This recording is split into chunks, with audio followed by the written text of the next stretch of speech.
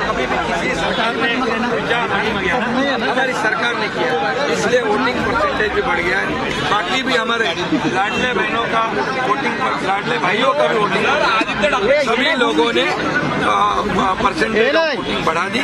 और इसीलिए मैं इतना ही कहूँगा कि देखिए, केंद्र और राज्य सरकार मिलकर जब काम करता है तो ऐसे प्रकार के काम होते, डेवलपमेंट होती है। और उसी का नतीजा जो है हम देख रहे हैं कि यहाँ पर हर एक काम में हमें राज्य को केंद्र सरकार ने भी मदद की है। और निश्चित रूप से मोदी जी ने भी हमेशा सहयोग रखा है, मार्गदर्शन रखा है। और इसलिए ये जीत जो है हमारी बहुत ऐतिहासिक हिस्टोरिकल। सर, आखिरी सवाल, आगे की रणनीति कैसे रहेगी? कोई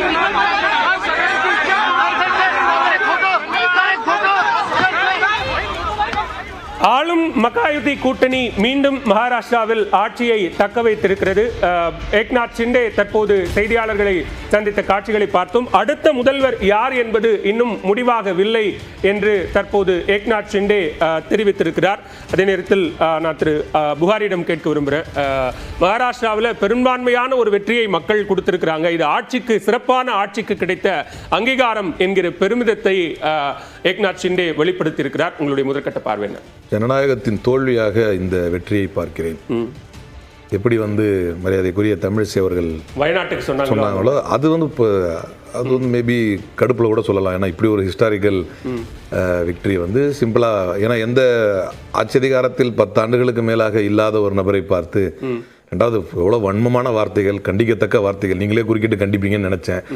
இஸ்லாமிய அமைப்புகள், வேற்று மதத்தினர், எவ்வளோ அதனால அவ்வளோ ஒரு இல்லை, அவங்களும் அந்த மாதிரி ஒரு டைம்ல போயிடுவாங்க, தொடர்ந்து இருக்க மாட்டாங்க. அதனால மேபி இன்டரப்ட் பண்ண வேணாம் நான் விட்டுட்டேன். ஆனால் அவ்வளோ ஒரு இஸ்லாமியர்களின் மீது அவர் யூஸ்வலாகவே பாரதிய ஜனதா கட்சிக்கு இஸ்லாமியர்களுக்கு எதிராக இருக்கக்கூடிய வன்மம், அது ஒன்றும் மாற்று கருத்து இல்லை. எனவே அவங்க அந்த மாதிரி அந்த தொகுதி இஸ்லாமியர்கள் அதிகமாக இருக்கிறதுனால பிரியங்கா காந்தி அவர்களுக்கு அப்படியும் ஒரு தேர்தல் முறையாக ஏற்கனவே ஹரியானாவோடு சேர்ந்து நடக்க வேண்டிய தேர்தலை சும்மா எந்த நியாயமான காரணங்களும் இல்லாமல் பாராளுமன்ற தேர்தலுடைய முடிவுகள் எந்த அளவிற்கு பாரதிய ஜனதா கட்சிக்கு பின்னடைவாக இருந்தது என்பது உள்ளங்கை நெல்லிக்கனியாக எல்லாருக்கும் தெரியும். எவ்வளவு ஒரு வித்தியாசம் இருந்தது. அது எப்படி மகாராஷ்டிராலேனா ஏக்நாத் ஷிண்டேவுடைய துரோகத்தை மக்கள் ஏற்கவில்லை என்பதையும் பார்த்தோம். அஜித் பவாருடைய துரோகத்தை மக்கள் ஏற்கவில்லை என்பதையும் பார்த்தோம். ஆனால் தேர்தல் முடிவு அந்த மாதிரி அதுதான் வர்றேன். ஏன் அப்போ அந்த தேர்தலை தள்ளி போட்டாங்க? ஹரியானாவோட நடந்திருக்க வேண்டிய தேர்தலை எதற்காக தள்ளி போட்டார்கள்? Can the give one good reason எதற்காக தள்ளி போட்டாங்க? அதான் ஒருத்தட்ட கேட்டேன். அவர் சொன்னார், மழை பெய்யுதுன்னு தள்ளி போட்டாங்கன்னார். தேர்தல் ஆணையம் சொன்னாங்க மழை பெய்யுதுன்னு தள்ளி போட்டாங்க. கடுமையான வெயில் நடக்கும் பொழுதும் மழை இருக்கும் பொழுதும் தேர்தலை தள்ளி போட்டதற்கான வரலாறு இது வரைக்கும் நான் பார்த்தது கிடையாது.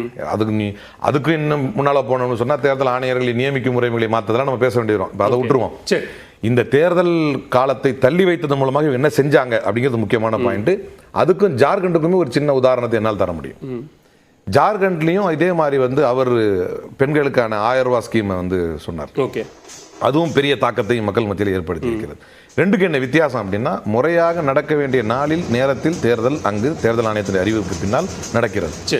ஆனா இங்க லோக்சபா தேர்தலினுடைய முடிவுகள் தாக்கத்தை ஏற்படுத்தியதற்கு பின்னால் மகாராஷ்டிராங்கிறது இவ்வளவு பெரிய ஒரு மாநிலம், இந்தியாவினுடைய தொழிலில் மிக முதன்மையாக இருக்கக்கூடிய மாநிலம். இந்த மாநிலத்தில் நம்முடைய பலத்தை நிரூபித்தே ஆக வேண்டும் என்கின்ற கட்டாயத்தில் பாரதிய ஜனதா கட்சி இருக்கிறது என்பதனால் இதை எப்படி நம்ம வெற்றி கொள்ள போறோம் இந்த மாநிலத்தை? காங்கிரஸ் முன்வைத்த வாக்குறுதிகள்ல நீங்க அவங்களுடைய பிரச்சாரங்கள் இருக்கட்டும், காங்கிரஸ் ரொம்ப கடுமையான பிரச்சாரத்தை அங்க மேற்கொண்டது. குறிப்பா சொல்லணும்னா மகா விகாஸ் அகாடி கடுமையான பிரச்சாரத்தை மேற்கொண்டது. ஒரு 5 முழக்கங்கள் முன்வைக்கப்பட்டது. 3000 ரூபாய் பெண்களுக்கான உரிமை தொகை, உதவித்தொகை, அதே நேரத்தில் இளைஞர்களுக்கான வேலை வாய்ப்பு, குடும்பத்திற்கான காப்பீடு, மருத்துவ காப்பீடுன்னு ஒரு 5 முழக்கங்கள் அங்க முன்வைக்கப்பட்டது. அதே நேரத்தில் ஆளும் ஷிண்டே தலைமையிலான அரசு மீதான அதிருப்தியும் கூட பல இடங்கள்ல குறிப்பிட்டு சொன்னீங்க. ஆனா அந்த 1500 ரூபாயை 2100 ரூபாயாக உயர்த்தக்கூடிய அந்த உத்தி வெற்றி பெற்றிருக்கிறது. 3000 என்கிற அந்த உத்தி வெற்றி பெறலன்னா அதை பார்க்க வேண்டிய தேவை இருக்குல்ல. இது உத்தியா குறுக்கு வழியா? எப்ப நீங்க அதை நிறைவேற்றுறீங்க? அந்த 4 மாசத்தை எக்ஸ்டெண்ட் பண்ணி தானே பண்றீங்க. இது எப்ப செஞ்சு காட்டுறீங்க? சரத்பவார் இந்த தேர்தலுக்கு முன்னாலே சொன்னார். டைரக்டா போய் இப்ப இன்ஃபிளேஷன் இருக்கிற டைமுக்கு யார் இந்த நிலைமையை ஏற்படுத்தினார்கள் என்பதே மக்கள் மறப்பார்கள் சரத்பவார்.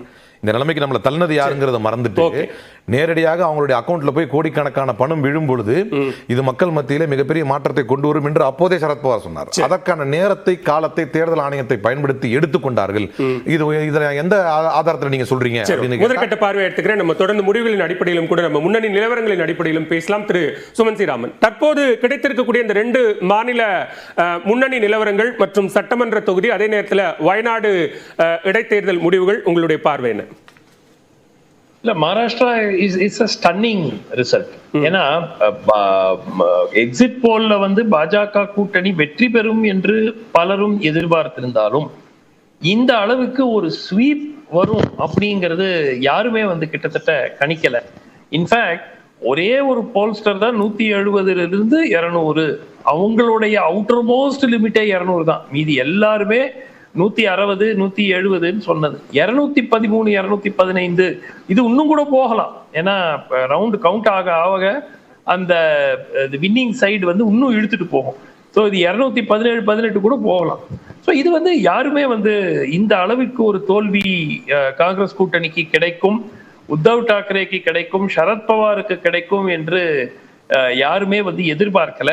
ஆனால் நிச்சயமா அவர்கள் சிந்திக்க வேண்டியது, ஏன்னா ஜாதி ரீதியாக அவர்கள் என்ன எதிர்பார்த்தார்கள்? மராட்டா ஓட்டு வாங்கணும், ஓபிசி ஓட்டு வாங்கணும், இந்த ஓட்டு வாங்கணும், அந்த ஓட்டு வாங்கணும் அப்படிங்கிற இதுல கடைசியில பாத்தீங்கன்னா எந்த சமுதாய சோசியல் குரூப் எடுத்துக்கிட்டாலும் இஸ்லாமியர்கள் வாக்கு பத்தி தெரியல, பட் மற்ற அனைத்து சமுதாய வாக்குகளை வந்து பாஜக கூட்டணி தான் அதிக அளவுல பெற்றிருக்கு. மராட்டா ஓட், இஸ்லாமியர் வாக்குகள் அப்படிங்கிறது ஒரு தொகுதியில தான் வித்தியாசம் இருக்கு.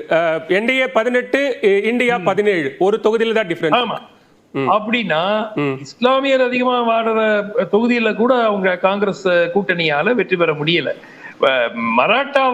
மராட்டாஸ் அதிகமா இருக்கிற இடம், ஓபிசிஸ் அதிகமா இருக்கிற இடம், தலித் மக்கள் அதிகமா வாடுற இடம், எல்லா இடத்துலயும் இந்த அளவுக்கு ஒரு தோல்வி கிடைக்கும் என்று காங்கிரஸ் கட்சி சிறிதும் எதிர்பார்த்திருக்காது. அதே சமயத்துல ஜார்க்கண்ட்ல it's a very big win for Hemant Soren. இது வந்து என்னதான் நம்ம வந்து காங்கிரஸ் இருக்கு, கூட்டணி இருக்கு, ஆர்ஜேடி இருக்கு, கூட்டணி இருக்கு, சிபிஐ எம்எல் இருக்கு, கூட்டணி இருக்கு, இதெல்லாம் பேசினா கூட இவென்ச்சுவலா அது ஹேமந்த் சோரன் உடைய தலைமையிலும் ஹேமந்த் சோரனுடைய கட்சி மீதும் ஒரு நம்பிக்கை வாக்கு மாதிரி தான் இது. அதுல வந்து பிஜேபி அவரை கைது மட்டும் செய்யவில்லை, அவர் கட்சியை உடைச்சாங்க. அவர் கட்சியை உடைச்சு சம்பாய் சோரனை இழுத்து எல்லாமே ட்ரை பண்ணாங்க. அதை மீறி அவர் வெற்றி பெற்றிருக்கிறது மிகவும் ஒரு. இப்ப நீங்க மகாராஷ்டிராக்கு சொல்ற மாதிரியான சில ஃபேக்டர்ஸ் அப்படிங்கிறது இங்க ஜார்க்கண்டுக்கும் பொருந்தாதா? சம்பாய் சோரனை பாஜக அழைத்து கொண்டது பழங்குடியினருடைய வாக்குகள் முழுமையாக கிடைக்கும் என்கிற அடிப்படையில தானே அவர் அழைத்து செல்லப்பட்டார். அப்ப அது பாஜகவுக்கு கிடைக்கல அப்படின்னா அப்ப அந்த ஃபேக்டர் அங்க ஒர்க் ஆகல அப்படின்னு தானே பார்க்க முடியும். நிச்சயமா வந்து மகாராஷ்டிரால ஒர்க் ஆனது எல்லாமே ஜார்க்கண்ட்ல ஒர்க் ஆனோன்னு கம்பல்ஷன் கிடையாது. ஜார்க்கண்ட் ட்ரைபல் பெல்ட் வந்து ஜேஎம்எம் ஸ்வீப் பண்ணிருக்காங்க. ஜேஎம்எம் காங்கிரஸ் கூட்டணி அந்த பழங்குடியினர் மக்கள் அதிகமா வாழக்கூடிய இடங்கள்ல கிட்டத்தட்ட ஒரு ஸ்வீப் ஆயிருக்கு. ரெண்டாவது, மிக முக்கியமாக இந்த இடைத்தேர்தல்களில் பெரும் அளவுல ஒரு மாற்றம் இல்லை. உத்தரப்பிரதேசத்துல பாஜகவுக்கு கூடுதலா ஒரு சீட்டு 9 சீட்ல அவங்க 5 சீட் அவங்க கிட்ட இருந்தது, 4 சீட் சமாஜ்வாதி கட்சி கிட்ட இருந்தது. இப்போ 6 சீட்டு பாஜக கிட்ட இருக்கு, 3 சீட்டு சமாஜ்வாதி கட்சி கிட்ட இருக்கு. சோ ஒரு மார்ஜினல் கெயின் தான். ஒரு காலையில பாத்தீங்கன்னா 9 சீட்லயும் லீட் பண்ணிட்டு இருந்தாங்க. அது மாறி பிஜேபி 6 எஸ்பி 3, பிஜேபினா அதுல ஆர்எல்டி ஒரு சீட்டு, சோ அவங்க கூட்டணி, சோ மொத்தமா 6-3ங்கிறது அதுல ஒரு பெரிய வித்தியாசம் இல்ல.